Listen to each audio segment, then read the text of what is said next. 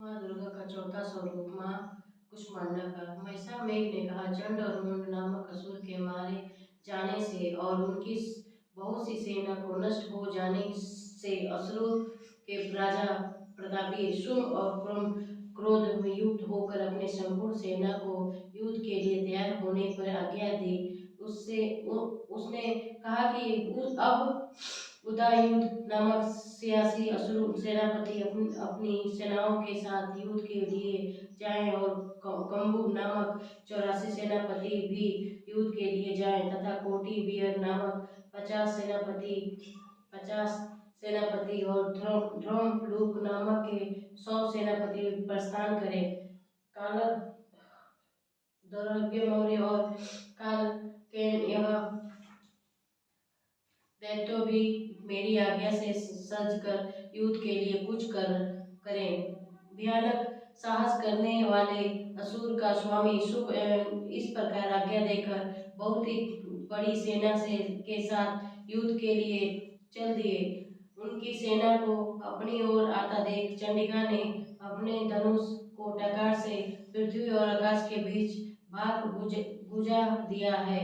हे राजन, इसके पश्चात देवी के सिंह के दहाड़ना आरंभ किया और अंबिका के घंटों के शब्द ने उस ध्वनि को और भी बढ़ा दिया। धनुष धनुष की टकार, शेर की दहाड़ और घंटे के शब्द से पृथ्वी और आकाश के बीच में भाग गूंज उठा तथा इसके साथ ही देवी ने अपने मुख को और भी भयानक बना लिया।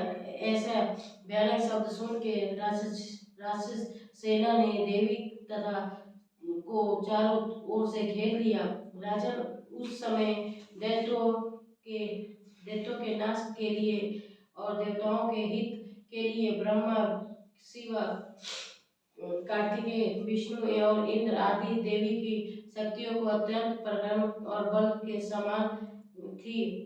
उनके शरीर से निकली हुई उसी रूप में चंडिका देवी के पास गई जिस देवता का जैसा रूप था जैसे ही आभूषण थे और वैसा ही वाहन और वैसा ही रूप आभूषण वाहन लेकर उन देवताओं की शक्ति दैत्य युद्ध के लिए आई। हंस युक्त विमान बैठकर और रुद्राक्ष की माला तथा कमंडलू धारण करके ब्रह्मा जी की शक्ति आई।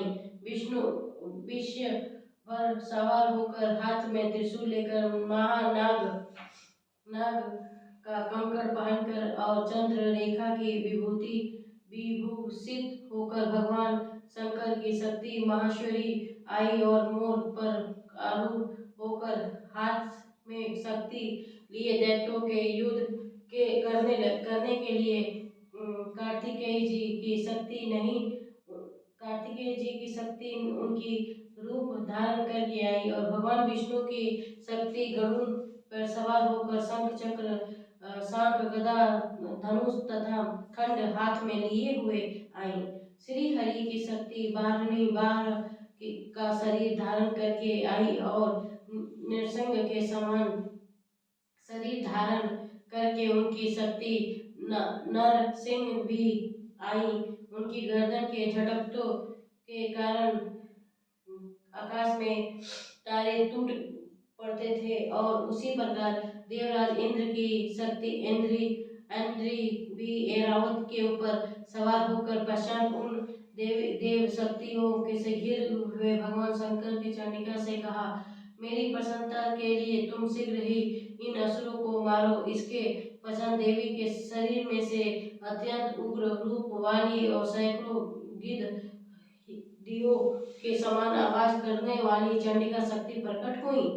अब अपराजिता देवी के धूमिल जटा वाले भगवान शंकर की से कहा, हे प्रभु, आप मेरी ओर से शुभ और निशुंभ के पास दूत बनकर जाएं और उनसे अत्यंत विलंब दैत्यों को कहिए कि तथा उनके अतिरिक्त और भी जो दैत्य वहां युद्ध के लिए उपस्थित हो उनसे भी कहिए, जो तुम्हें अपने जीवित रहने की इच्छा हो तो त्रिलोक का राज्य इंद्र को दे दो। देवता को उन अज्ञ यज्ञ भाग मिलना आरंभ हो जाए और तुम पाताल को लौट जाओ। किंतु यदि बल के गर्भ में तुम्हारी लड़ने की इच्छा हो तो फिर आ जाओ, हम तुम्हारे मांस से भरी योगिनी नियतित होगी। चूंकि उस देवी के भगवान शंकर को दूत के कार्य में नियुक्त किया था, इसलिए वो संसार के शिवदूती रूप के नाम से विख्यात हुई। भगवान शंकर से देवी का संदेह पाकर उन दैत्यों को क्रोध का कोई आर पार न रहा और जिस पर स्थान पर देवी विराजमान थी वहीं पहुँचे और जाने के साथ ही उन पर बाणों की शक्ति की वर्षा करने लगे। देवी ने उन फेंके हुए बाणों को, शक्ति को, त्रिशूल और परशों को अपने बाणों से काट काट डाला और काली देवी उस देवी के साथ आगे खड़ी होकर शत्रुओं को त्रिशूल से विद्ध करने लगी और खट वाट से कुचलने लगी। ब्राह्मणी जिस तरह दौड़ती थी उसी तरह अपने कमंडल का जल छिड़क देती, दैत्यों के वीर एवं बल को नष्ट कर देती थी। इसी प्रकार महेश्वरी त्रिशूल के वैष्णवी चक्र से अत्यंत कोप वाली कुमारी शक्ति द्वारा असुरों को मार रही थी और इंद्री के बाजू से प्रवाह से सैकड़ों दैत्य रक्त के नदियां बहाते हुए पृथ्वी पर सो गए।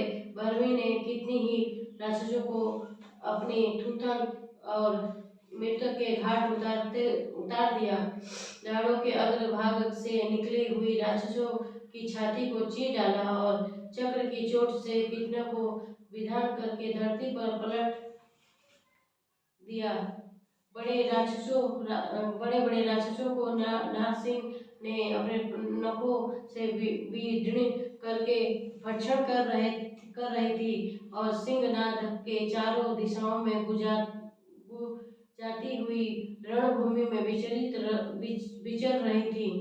शिवदूती के प्रचंड अट्टहासन से कितने की दैत्यों की भयभीत होकर पृथ्वी पर गिर पड़े और उनके गिरते ही वो उनको भक्षण कर गई। इसी तरह क्रोध से भरे हुए मर्त्यगणों द्वारा नाना प्रकार के उपयोग से बड़े बड़े असुरों को मरते हुए देख राक्षसी सेना भाग खड़ी हुई और उनको इस प्रकार भागता हुआ देख रक्तबीज नामक महापराक्रमी राक्षस क्रोध से भरकर युद्ध करने के लिए आगे बढ़ा। इसके शरीर से रक्त की बूंद पृथ्वी पर जैसे ही गिर रही थी, तुरंत वो वैसी शरीर वाला वैसा ही बलवान दैत्य पृथ्वी से उत्पन्न हो जाता था। रक्त बीज गदा को हाथ में लेकर इंद्री के हाथ युद्ध करने के लिए लगा। जब इंद्री शक्ति ने उनको अपने वज्र से मारा तो घायल होने के कारण उनकी शरीर में बहुत से सा रक्त बहने लगा और उनके प्रत्येक बूंद से उनके उसने सामने ही बलवान महापराक्रमी अनेक दैत्यों भयंकर रूप से प्रकट हो गए। वह सबके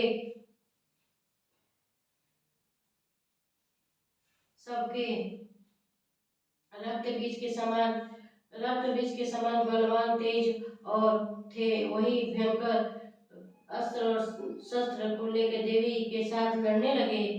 जब एंटी के वज्र प्रहार से उनके मस्तक पर चोट लगी और रक्त बहने लगे तो उसमें हजारों से पुरुष उत्पन्न हो गए।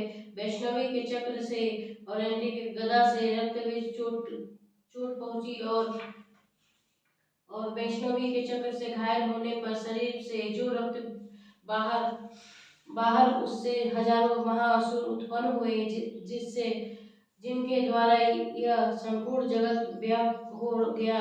कुमारी के शक्ति से 12वीं के खंड और महाश्वरी के त्रिशूल से उन सब घायल किए। इस प्रकार क्रोध से भरकर उन महादैत्यों से सब मारते शक्तियों पर पृथ्वी पृथक पृथक गदा से प्रहार किया और माताओं ने शक्ति और त्रिशूल इत्यादि से उनको जो बार बार घायल किया।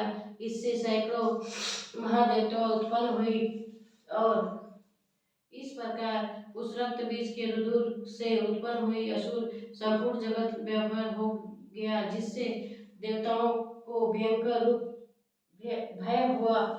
देवताओं को भयभीत भयभीत देखकर चंडिका ने काली से कहा, हे चामुंडे, अपने मुख को बड़ा करो और मेरे सहस्त्रघात से उत्पन्न हुए रक्त बिंदुओं तथा रक्त बिंदुओं को उत्पन्न हुई महाअसुरों को तुम अपने इस मुख में भक्षण करती जाओ। इस प्रकार रक्त बिंदुओं से उत्पन्न हुई महाअसुरों को तुम अपने इस मुख से भक्षण करती जाओ, और इसी प्रकार रक्त बिंदुओं से उत्पन्न हुई महादैत्यों को भक्षण करती